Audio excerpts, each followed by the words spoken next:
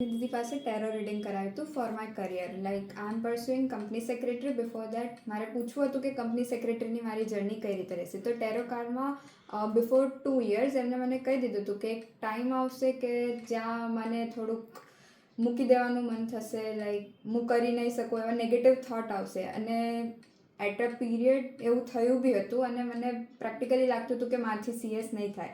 પણ એમને એ પણ કીધું હતું કે અગર હું સર્વાઈવ કરી જઈશ, કન્ટિન્યુ કરીશ, તો પછી મારાથી આગળ કંપની સેક્રેટરી થઈ જશે. અને એવું જ થયું.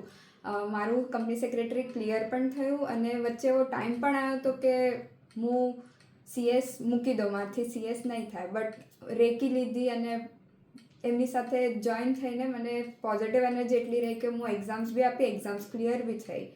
એન્ડ એ સિવાય બી મેં ક્રિસ્ટલ કોર્સ બી શીખ્યો છે, લાઈક બ્રેસલેટ્સ છે એન્ડ મેની અધર સ્ટોન્સ, જેનાથી કોન્ફિડન્સ આવે છે. લાઈક જે બી હોય, જે બી ડાઉટ્સ હોય એ પણ ક્લિયર થઈ જાય છે, કે નેગેટિવ થોટ્સ રિડ્યુસ થઈ જાય છે એન્ડ કોન્ફિડન્સ બી ઇન્ક્રીઝ થાય છે.